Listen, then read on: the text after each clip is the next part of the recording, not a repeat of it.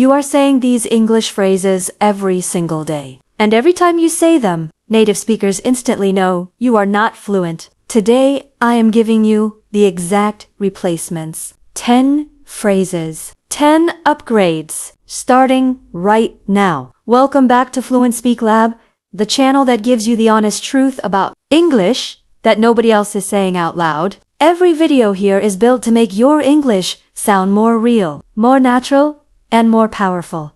Starting the moment you finish watching. If you are not subscribed yet, hit that button right now, because today's video is one you are going to want to save and come back to again and again. Before I give you the phrases, I need to explain something important, because this video is not just a list, it is a window into how natural English actually works. When native English speakers listen to someone talk, they are not consciously grading grammar. They are not running a checklist of verb tenses in their head. What they are doing completely, automatically, is feeling whether the English sounds real or not, whether it sounds alive or not, whether it sounds like a person talking or like a textbook being read out loud. And certain phrases, no matter how grammatically correct they are, immediately trigger that textbook feeling. They create a tiny but noticeable distance in the conversation, a slight awkwardness, a quiet signal that says this person learned English formally, not naturally. Today I am going to remove 10 of those phrases from your English and replace every single one with what a real native speaker would actually say. Ready? Let's go! Phrase number 1. You say, I am fine. Native speakers say, I am doing great. Or pretty good, honestly, or not bad. How about you?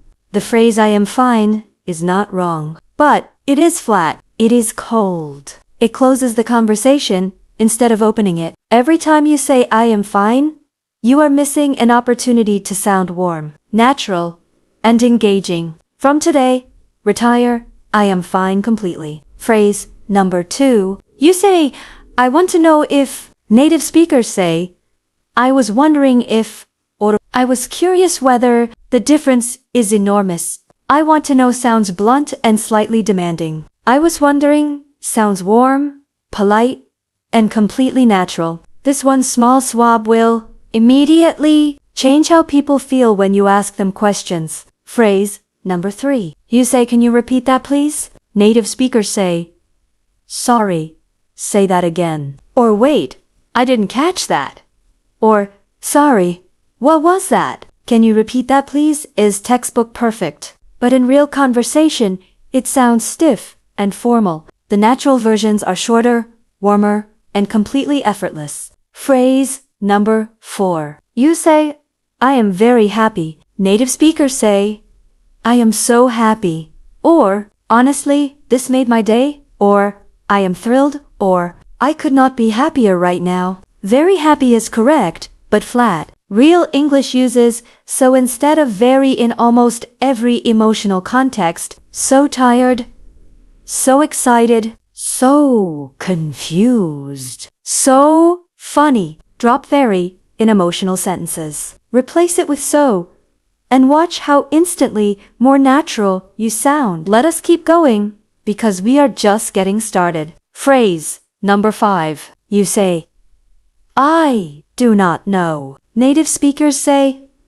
I have no idea, or honestly beats me, or not sure, actually, or good question. I never thought about that. I do not know is technically correct, but native speakers almost never say it in that full form in casual conversation. The natural alternatives are shorter, more expressive, and they keep the conversation feeling alive instead of shutting it down. Phrase number 6. You say, I think this is a good idea. Native speakers say, I think this could actually work. Or, honestly, I am into it. Or, yeah, that sounds solid. Or, I really like where this is going. I think this is a good idea is something a student writes in an essay. In a real conversation, native speakers react with energy. They show enthusiasm or genuine thought. They do not just label something good. They respond to it like a real human being. Phrase number 7. You say my English is not very good. Native speakers and highly fluent non-native speakers say, sorry, I might not say this perfectly, or bear with me. English is not my first language, or I am still working on my English, but here goes. This is important. The phrase my English is not very good is an apology that actually makes listeners focus on your weaknesses before you have even said anything. The natural alternatives are humble but forward-moving. They acknowledge the situation without putting a ceiling on how people perceive you. Phrase number 8. You say, I am boring. And I know this is the one that has gotten so many people into trouble, because what you mean to say is, I am bored. But what I am boring actually means is that you are a boring person. A person who makes other people feel bored. These two things sound almost identical, but they mean completely opposite things. I am bored means you personally feel bored right now. I am boring means you are an uninteresting person. This confusion happens because in many languages, the same word covers both meanings. In English, they are completely different. Bored is how you feel. Boring is what you are. From today, never mix these up again. I am so bored right now. That movie was so boring. The meeting made me really bored. Practice these until the distinction is completely automatic. 2 more phrases. And then I am going to give you the exact method to make all 10 of these stick permanently. Phrase number 9. You say, I am agree. Native speakers say, I totally agree. Or, absolutely.